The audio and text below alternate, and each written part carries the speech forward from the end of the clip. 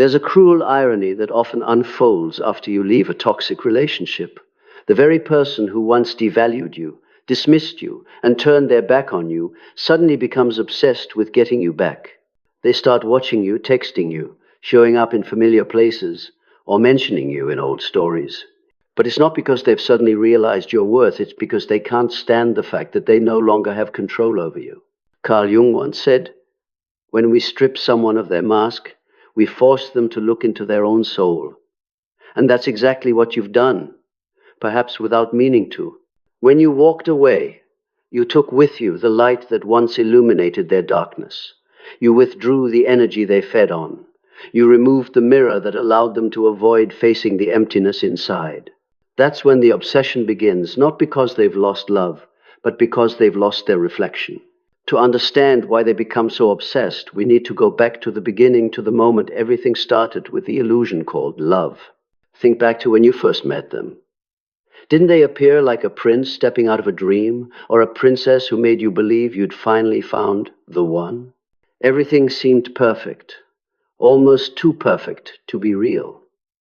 They listened to every story with fascination. They seemed to understand you, resonate with you, finish your sentences as if your souls had met somewhere before. You felt seen, understood, and loved in a way you didn't know was possible. In the language of energy psychology, this phase is called idealization. It's when the narcissist borrows your light to brighten their dark world. They don't truly see you, they see the image they need to believe in. Someone perfect, healing, endlessly loving, capable of making them feel enough. And you, with your open heart, mistake this projection for real love. You don't realize they're simply reflecting your own light back to you through a mirror polished with illusion. Then one day, something shifts. The messages slow down. The sweet tone turns cold. The words, "I miss you," are replaced by "you're too sensitive" or "you don't understand me." At first you think it's just a rough patch, that every couple has ups and downs, that maybe they're just stressed. But deep down, your intuition whispers, something isn't right. You ignore that voice, because real love forgives, doesn't it? You tell yourself that if you're patient enough, things will go back to the way they were. What you don't know is that you've just entered the narcissistic cycle, a 4-phase loop that drains your soul. Idealization, devaluation, manipulation, discard. In the idealization stage, they make you believe you're the only one who truly gets them. They tell you no one has ever touched their soul the way you do. They share tragic stories to awaken your empathy, convincing you that your love is their salvation. And you give everything, not realizing you're playing a role in a script that was written long before you arrived. Once they feel they've secured you, devaluation begins. The traits they once admired become flaws. Your strength becomes stubbornness. Your sensitivity becomes too much. Your independence becomes coldness. They plant seeds of doubt. Am I really too sensitive? Am I the problem? Maybe I need to change so they'll love me again. You don't realize you're entering the fog of gaslighting, a psychological manipulation designed to make you question your own reality. Then comes manipulation. They learn to control you through emotion. They know when to be distant, when to be sweet, when silence will drive you mad, and when a single affectionate word will pull you back in. They make you believe that every problem is your fault, that if you just loved them harder, understood them better, or were more patient, everything would be fine. In truth, they're draining your life force, one breath at a time, like an addict siphoning oxygen. Finally comes the discard. You're thrown away without warning, or worse, replaced right before your eyes. The same person who once said they couldn't live without you now acts as if you never existed. They flaunt their new love, post happy pictures, write the same romantic lines they once said to you. And you sit there, stunned, wondering how someone who loved you so deeply could become so cruel. But from the lens of depth psychology, they didn't abandon you, they abandoned the illusion they had built around you. When you stopped reflecting the image they wanted to see, you became useless in their world. And because they lack a real self, they must find a new supply to keep the illusion alive. What they didn't expect was how the obsession would begin once you were gone, because you weren't just any supply. You mirrored them so deeply that, for the first time, they felt truly alive. You saw the parts of them they couldn't face. When you disappeared, they didn't just lose a lover, they lost their reflection. They start remembering every little thing. Your laugh, your patience, the way you stayed kind even when they were cold. But what they miss isn't love, it's the feeling of being seen through you. That's their addiction. In Jungian terms, this is the collapse of the persona when the mask cracks and the shadow emerges. That shadow is the emptiness, guilt, and shame they've repressed their entire lives. And they'll do anything to escape it, even if it means chasing you again. So when they call, text, follow, or show up in your world, don't mistake it for love. It's not a soul's remorse, it's an ego fighting for survival. They need your energy like a drug. They'll say anything, play any role, victim, penitent, friend, just to touch your light again. But the truth is, they don't want you. They want the version of you that once made them feel real, the version who didn't know boundaries yet, who still believed love could save them, who kept forgiving because you believed goodness could heal everything. They're obsessed not because you're special, but because you once offered them shelter from their own darkness. That's their tragedy and your awakening. Because when you left, they lost the only light that ever made them feel real. But you finally realized that light was never theirs. It was always yours. For most people, losing a relationship sparks reflection and growth. But for a narcissist, separation doesn't awaken awareness. It triggers ego collapse. They have no authentic self to return to. Every feeling, belief, and identity they possess is borrowed from those they manipulate. In your case, they built themselves around how you saw them: intelligent, deep, broken, admirable. All of it existed only as long as you believed it. When you withdrew that belief, their world fell apart. Carl Jung said, "One does not become enlightened by imagining figures of light, but by making the darkness conscious." When you walked away quietly, without accusation or argument, your silence became the most honest mirror they've ever faced. In that silence, they were forced to confront what they always denied, that there is nothing inside. What's worse is that they cannot self-validate because their ego core never developed. In Jungian analysis, this is called ego deficiency, the absence of a stable inner self. They live on images, praise, attention, and emotional reactions. As long as you played the game, you kept them alive. But when you withdrew, you unknowingly triggered the collapse of the entire psychological supply system they depend on.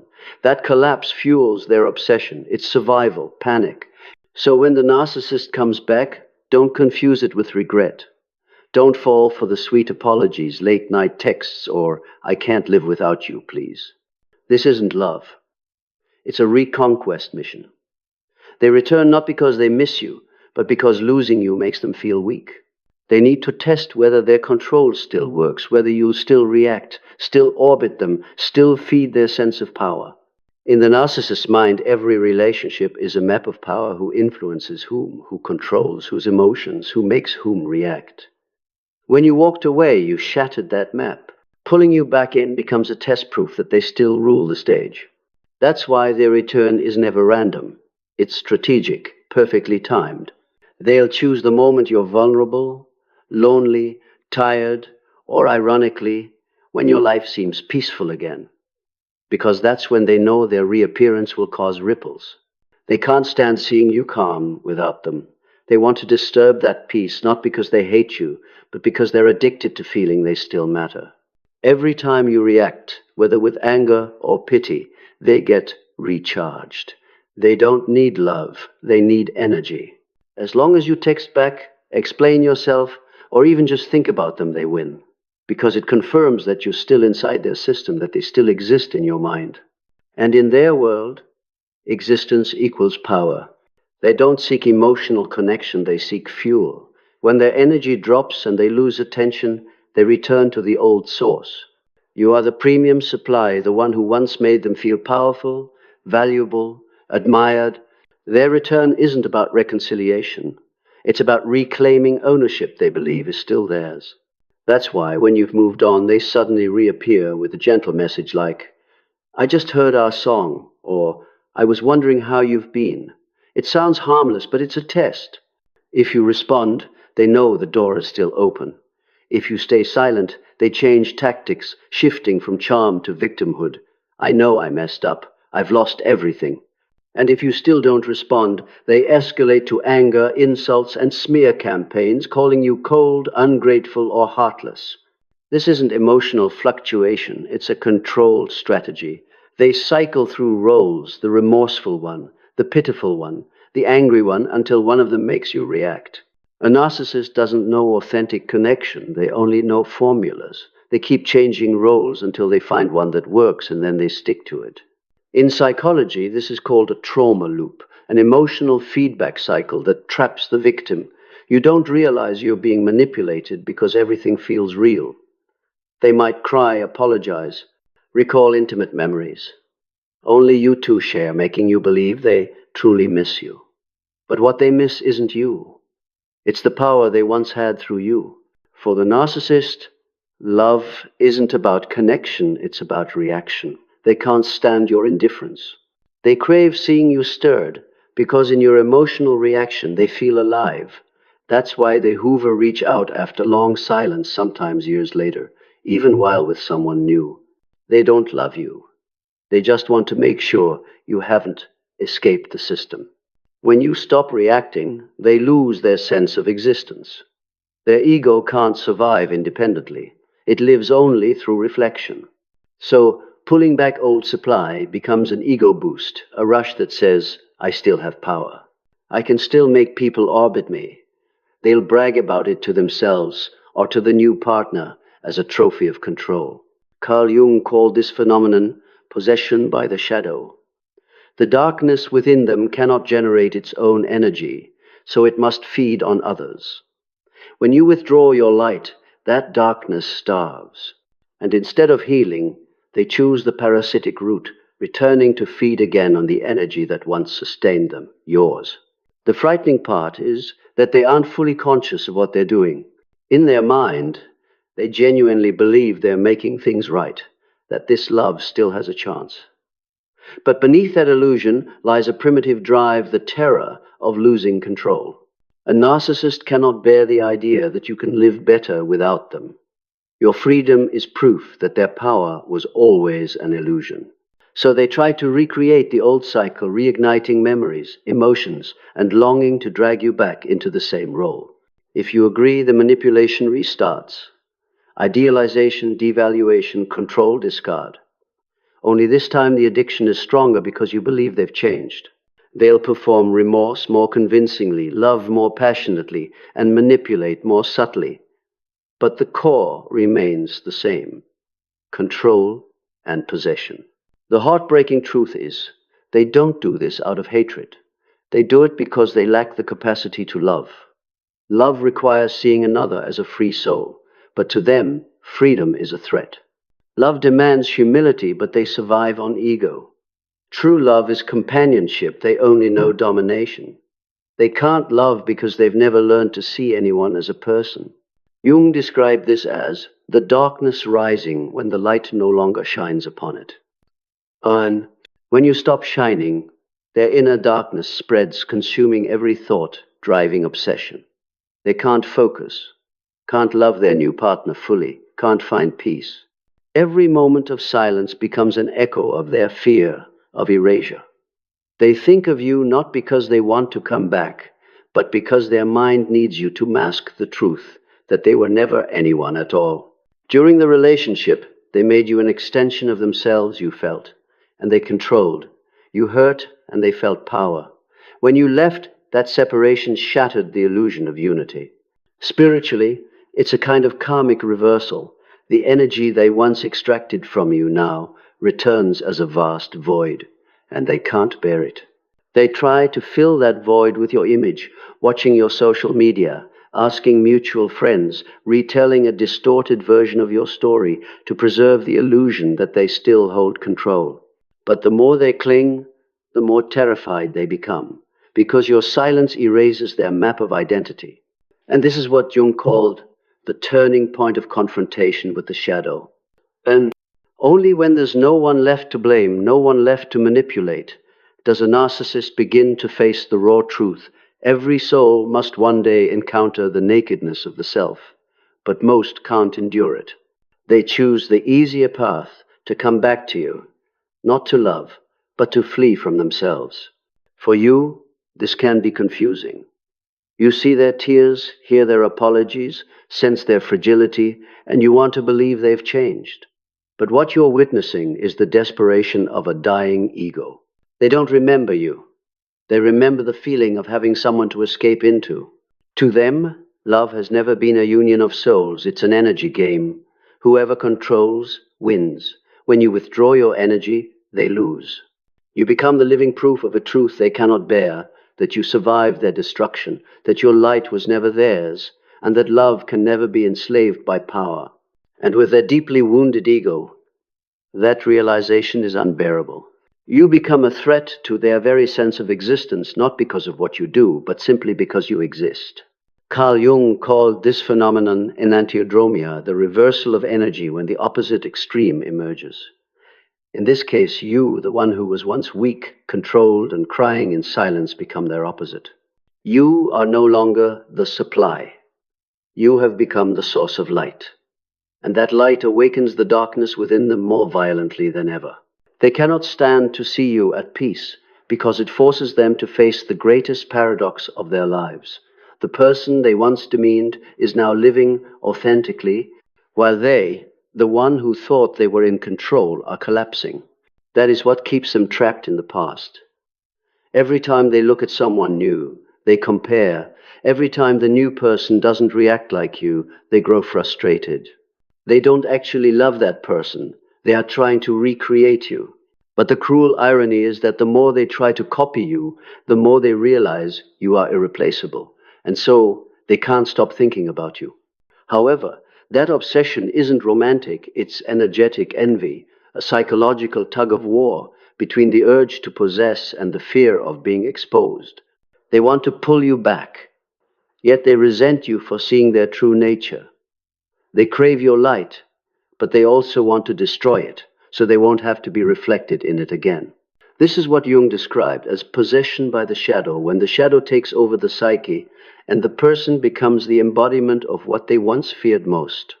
At this stage, every action they take, gossiping, slandering, pretending to be happy, comes from the same invisible source: fear. Fear of being forgotten. And tragically, that fear is the only thing that makes them feel alive. One of the hardest truths to accept after leaving a narcissist is this: you were never truly seen as a separate human being. The narcissist doesn't love anyone but their own illusion. They didn't love you, they possessed you. They didn't see you as a free soul, but as a mirror meant to reflect whatever they wished to see. When you smiled, they felt attractive. When you suffered, they felt powerful. When you forgave, they felt divine. In their world, you have no inner life. You exist only within the limits they allow. From the very beginning, that relationship operated on a single axis: assimilation. They never cared what you liked, what you believed in, or how you wanted to live. Everything about you was just raw material to mold into a version convenient for them. When you complied, you were rewarded. When you resisted, you were punished. Every hug, every sweet word, every apology carried a hidden motive of manipulation. They weren't seeking connection, they were seeking emotional power. Their form of possession isn't violent, like in the movies. It's subtle hypnosis. They don't chain you physically. They bind you with words like, "I'm only doing this for your own good," "I did it because I love you," or "No one understands you like I do." Slowly, you begin to live inside the emotional framework they design. You adjust your tone, your feelings, your actions to avoid upsetting them. You learn to read the room, to sense moods, to predict reactions. You're no longer yourself. You become the version they permit to exist. And that's how they claim your soul without ever touching it. This is spiritual possession, where you hand over control, believing it's love. But they never wanted to share life with you. They wanted to control your experience of it. To them, you're not a partner. You're a stage for their performance. The irony is that narcissists often say things like, "I just want you to be happy." But what they really mean is, "I want to decide what happiness means for you." They say they love you, but their love only exists as long as you play the role that makes them feel good about themselves. The moment you grow, have opinions, or simply stop depending on them, they feel betrayed because in their mind you are property, not a person. When you say no, they don't hear a boundary, they hear an insult. When you love yourself more, they see defiance. When you become calm, they interpret it as coldness. And when you leave, they see rebellion that must be punished. In the narcissist belief system, there are only two roles, master and subordinate. The more you try to prove equality, the tighter they tighten their grip, because equality would require them to see you as a real autonomous being, and that's unbearable for them. Jung once said that those who cannot see the shadow within themselves will unconsciously seek to control it in others. The narcissist is the living proof of that. They can't tolerate feeling weak, so they manipulate others to maintain the illusion of strength. They can't bear insecurity, so they instill it in others to feel safe. They can't face being unloved, so they force others to love them through fear, guilt, or dependency. The more genuinely you love them, the more entitled they feel to own you. In their psychology, love isn't an act of giving, it's evidence of power. When you forgive them, they don't see compassion, they see permission to hurt you again. When you cry, they don't see pain, they see victory. And when you stay despite the hurt, they see their privilege reaffirmed. But the cruel twist is that their control never brings them peace. They dominate you to feel strong, yet that very domination makes them dependent. The more they possess, the more they fear losing. The more they control, the more they dread being surpassed. It's an addiction, a craving for the rush of power, for the fear and reactions of others. And like any addict, they can't stop until they've destroyed the very thing they're trying to keep. When you leave, they don't grieve the loss of a lover, they grieve the loss of an asset that validated their existence. You were proof that they could make someone orbit them. Now, without your reactions, your fear, or your attention, their ego supply dries up. They become lost because their sense of ownership vanished with you. The brutal truth is this: a narcissist does not know how to love, because love requires recognizing the other as a free and separate being. And they cannot love what they cannot control. To them, freedom is a threat, because when you are free, they can no longer define you. And when they can't define you, they are forced to face themselves, something they'll do anything to avoid. So they choose possession over love, control over connection, and domination over understanding. But their tragedy is this: the tighter they cling, the faster everything slips away, because no one can be kept forever in a cage built from fear. True love cannot be commanded, and no matter how wounded a soul may be, it will always find a way to break free from the hands that try to own it. In the end, when every layer of deceit has fallen away, and every sweet promise echoes like a hollow sound in an empty room, you come to a profound realization. They were never obsessed because they loved you. They were obsessed because they lost the power. You once unconsciously gave them the power to define you, to control your emotions, and to exist through your gaze. When you walked out of that relationship, you didn't just leave a person. You withdrew from an entire fabricated universe they had built to sustain their ego, and in that moment, their world collapsed. They tried to cling, to hoover, to recreate, to prove they still have influence, but the harder they try, the more they are forced to face the one truth they fear most. They are no longer the center of anyone's world. Carl Jung once said, "No one becomes enlightened by imagining figures of light, but by making the darkness conscious." You did exactly that.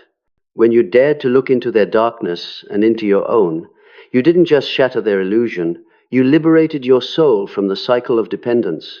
You stopped reflecting, stopped rescuing, stopped trying to be understood, and in that silence you became the mirror they no longer had the courage to face. Their obsession will continue because it's born from the emptiness they refuse to fill with truth. They may find someone new, build new illusions, but every face they see will carry traces of you, not because you were perfect, But because you were the only one who ever touched the part of their humanity, they tried so hard to forget.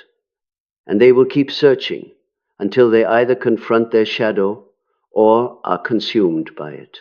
As for you, the one who survived that game, you need no revenge, no validation, because your peace is the most powerful response of all. When you no longer react, they no longer hold power.